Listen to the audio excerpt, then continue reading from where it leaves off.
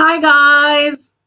Welcome to Vocabulary for Reading Comprehension. This is the fifth part of this session. Till now, we have discussed some very interesting vocabulary, and today's session, I'm going to be taking up a passage where we'll cover a few questions, learn some vocabulary, and see how vocabulary becomes so relevant for reading comprehension.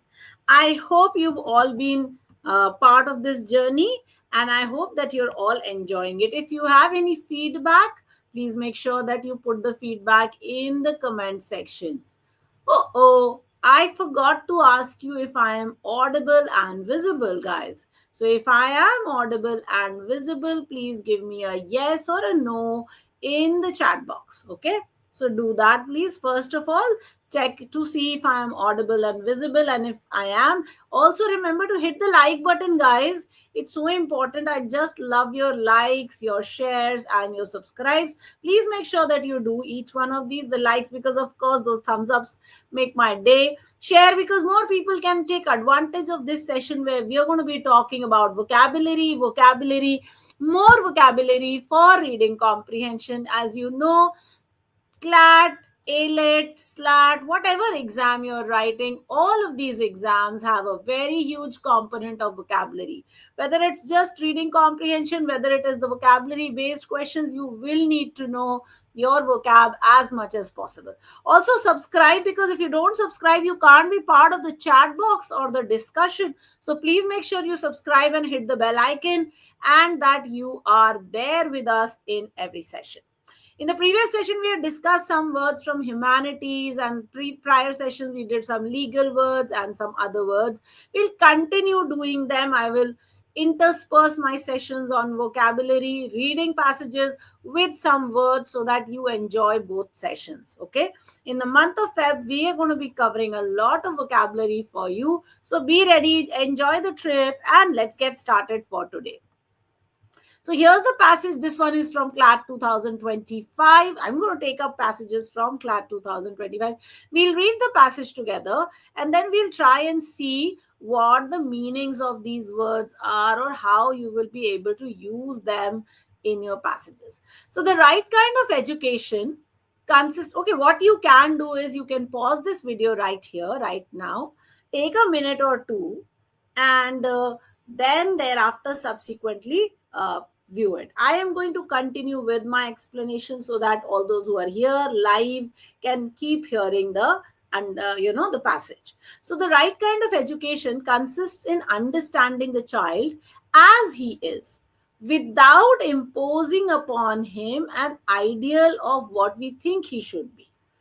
So what we're saying is we should not force the child, that, okay, here is the perfect version of what a child should be and this is what you should be. To enclose him in a framework, in the framework of an ideal, is to encourage him to conform. So when we say that this is an ideal child or this is how an ideal person should be, then we are just trying to make the child conform to or fit a certain bill, which breeds fear and produces in him a constant conflict between what he is and what he should be.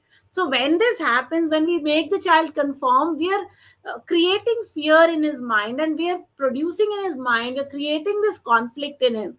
The conflict is what am I and what my parents expect me to be. That conflict is a problem thing.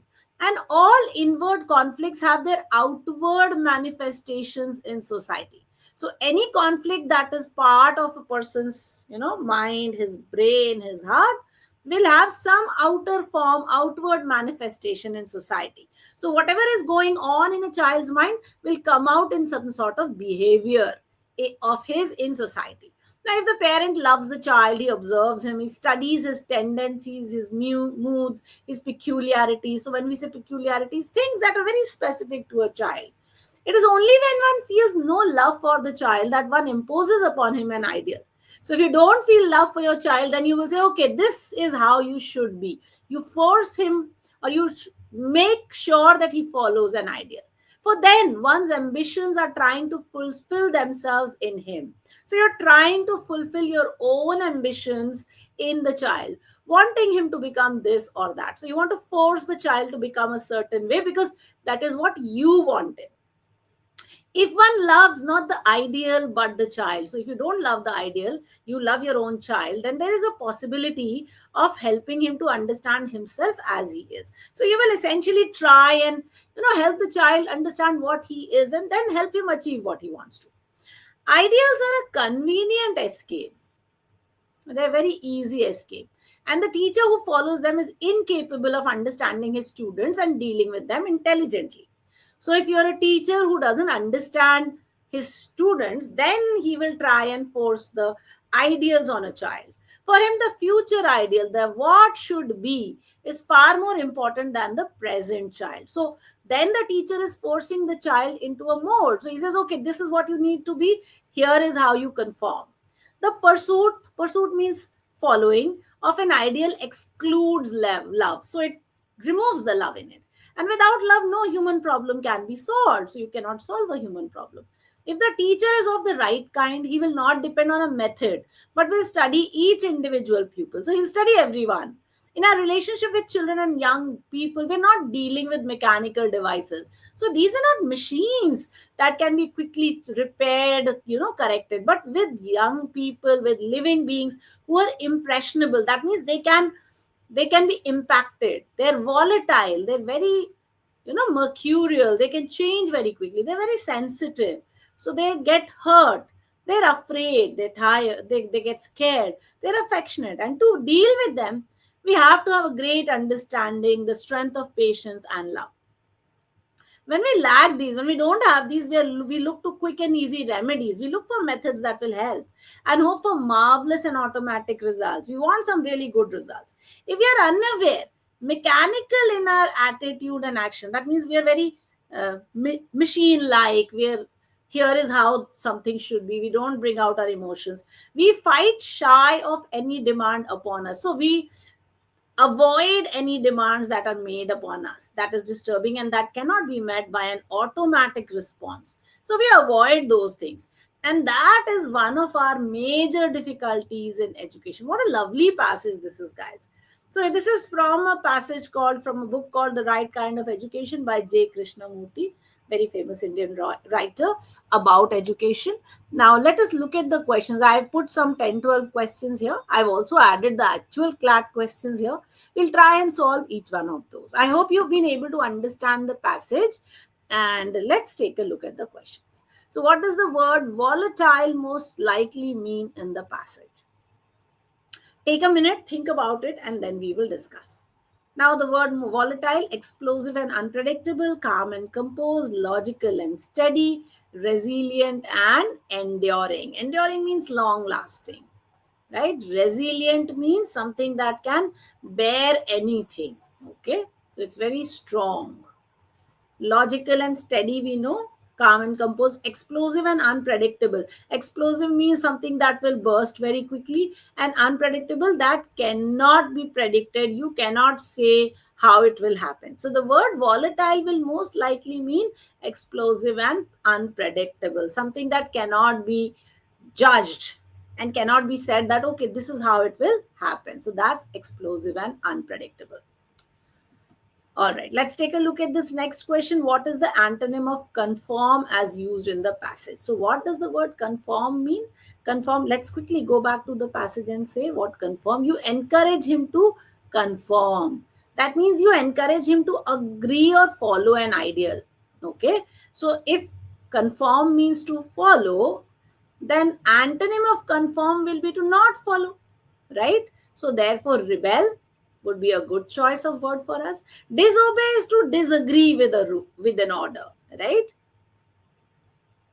So that doesn't really work. Okay, differ of course is different, and defy is to flout. Okay, so to disagree with an order and just not follow instructions. Okay, so therefore the best choice is, let me write, not follow instructions. Okay, so therefore the best answer here is going to be rebel. All right, now which idiom best reflects the idea in the statement? When we lack these, we look to quick and easy remedies and hope for marvelous and automatic results. So bite off more than you can chew, cut corners, a stitch in time saves nine, and beat around the bush. Okay, so what does this sentence say? When we lack these, when we don't have these, we look to quick and easy remedies and hope for marvelous and automatic results. So when we don't have certain things, we look for easy answers and then hope that we will get, easy answers and automatic results. So what are we doing? Are we beating around the bush? Are we avoiding the issue? No. Are we cutting corners? Yes, we are looking for quick and easy remedies. So cut corners, not a stitch in time. A stitch in time saves nine is you do something much earlier so that you are saved a lot of harassment. So not that. Bite off more than you can chew is to take off more responsibility than you can actually handle. So not that also. So the best answer here will be to cut corners. You look at quick and easy remedies and try to make sure that things happen the way you want to in a very fast and easy way. All right. Okay, what does peculiarities most closely mean in the context of the passage? So, what is peculiarity? Let's take a look at the passage again and see. So, we said if the parent loves the child, he observes him, he studies his tendencies, his moods, and peculiarities. So, what is a peculiarity? That's a strange thing that is happening, right? So, what strange thing can happen to a child? Uh, okay, so peculiarity, something strange. Let's look at the question. Okay, common traits. Now, that's not peculiar. Unique characteristics. Yes, that's possible. Those things are peculiar.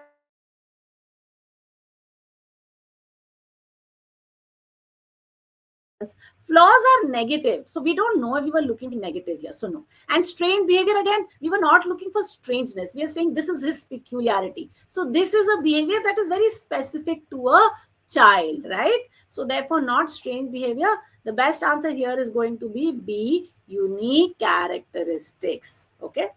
All right, let's look at the next question. Which word is closest in meaning to the marvelous as used in the passage? So, what is marvelous? Marvelous, we know, comes from marvel, which is something very, very beautiful. So, marvelous is again beautiful, great, something that is so beautiful, it will just inspire you. Okay. So, ideally, not ordinary, spectacular can work, unpleasant cannot work, dull cannot work. So, dull will not happen, dull is very dim, very uninteresting. Unpleasant is something that's bad. So, not that. These are negative words. So, they won't work just because of the tone. You can just eliminate them. Ordinary is usual, but marvelous cannot be ordinary. So, therefore, spectacular would be the correct answer. Even if I don't go to the passage, I'll still be able to identify spectacular as my answer. Let's look at the next one. What does impressionable mean in the context of the passage? Is it easily influenced, unyielding, resistant to change, or stubborn? Let's again go back to the passage. Impressionable, where was impressionable? Yes, here. So we're not dealing with mechanical devices that can be quickly repaired, but with living beings who are impressionable. So you can make an impression on them. That means they are affected by things that happen, right? So therefore, easily influenced, not unyielding. Unyielding means unchangeable. So that means very stubborn. Huh? So unyielding will not work. Okay. Unyielding will not work. Resistant to change, stubborn, these are all synonyms.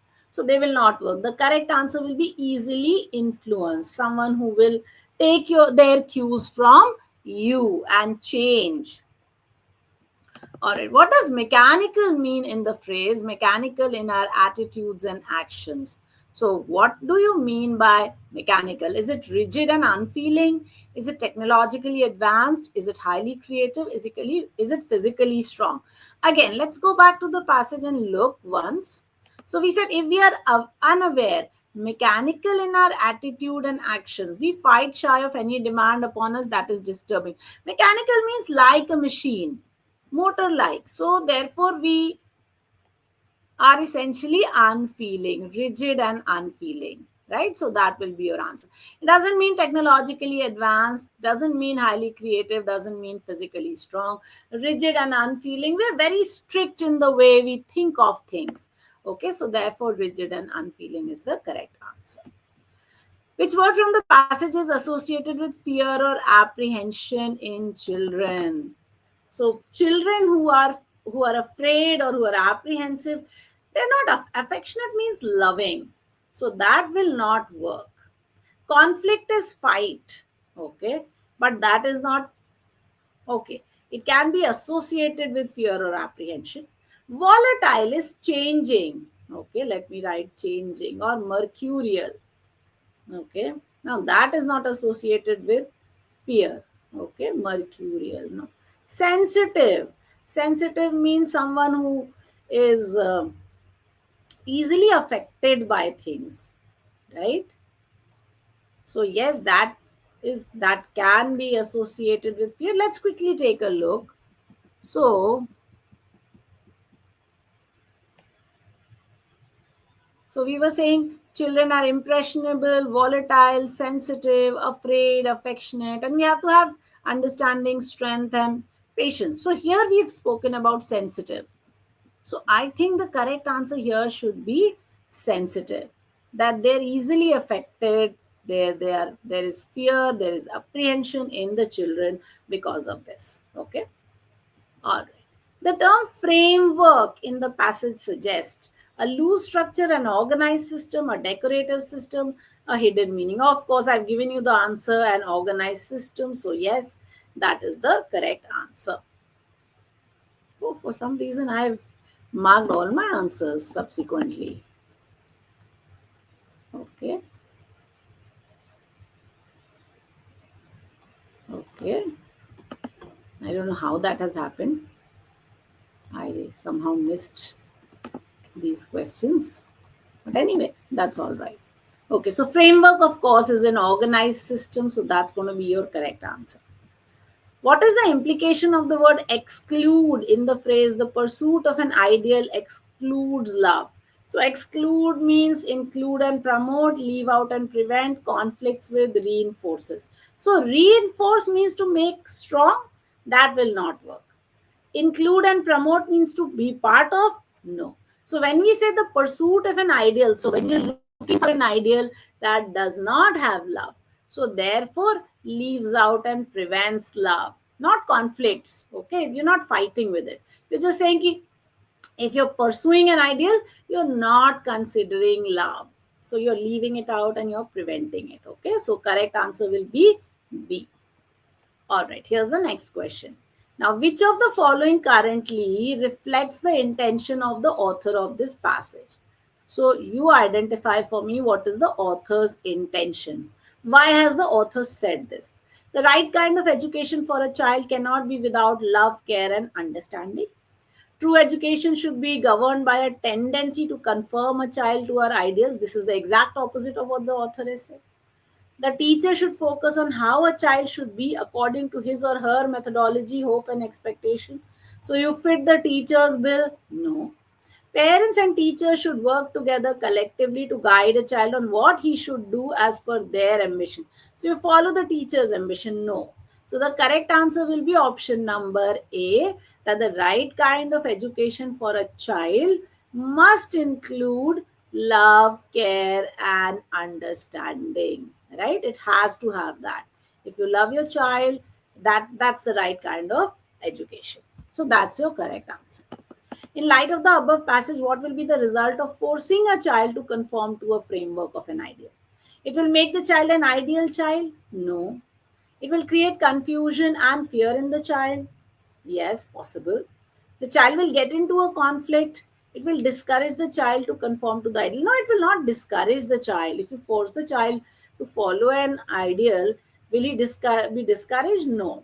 Will he get into a conflict? No. Will he become an ideal child? No. So it will create confusion and fear in the child. So if you force the child to conform to a framework. What should be the attitude of the right kind of teacher? So the right kind of teacher is trying to not make the child conform. They should not empathize with the student. Incorrect. They should use modern and scientific methods of teaching. Well, we don't know if it is mentioned anywhere. They should focus on studying each student individually. Okay, yes. They should instill great ideas. Are they looking at instilling great ideals? but then that goes against the passage, so eliminate. They should not empathize, exactly the opposite. They should study, use modern and scientific methods of teaching, we don't know. So yes, they should focus on studying each individual student and then taking it forward. So correct answer C. All right, according to the passage, again, one more from the passage. Why do we look for quick and easy remedies and hope for marvelous and automatic results? Because children are impressionable, volatile, sensitive, and affectionate. Because of major difficulties in education. Because we lack intelligence and skill. Because lack understanding, patience, and love. Yes. So if we were to go back to the passage very quickly, I'll take you back. So it is only when one does not feel any love that one imposes upon him an ideal, for then one's ambitions are trying to fulfill, wanting him to become this and that, right? So the child has to be loved for the parent, if the parent wants to really let him grow, right? So, uh, because we lack understanding, patience, and love, and that's going to be the correct answer. So, D will be the correct answer. Okay. All right. What does the passage highlight as the quality of the parent who really desires to understand his child? So, I'm a parent. I want to, understand my child. What will be my quality? They look at their child through the prism of an ideal. No, that's the wrong thing. They observe and study the tendencies, moods, and peculiarities of the child. They love their child to become someone great as per their ambitions. No, they will not have the child follow their ambitions. They encourage the child to find out what he she is and what he she should be. Okay, now again, for a parent, it is important to study the child, his mood and peculiarities, if you want to understand your child. So, not A, not C, and not D. Okay, the idea is not to tell the child what you should be. So, that's why D will be incorrect. Huh? The others, of course, are clearly incorrect. So, answer will be B here. Okay.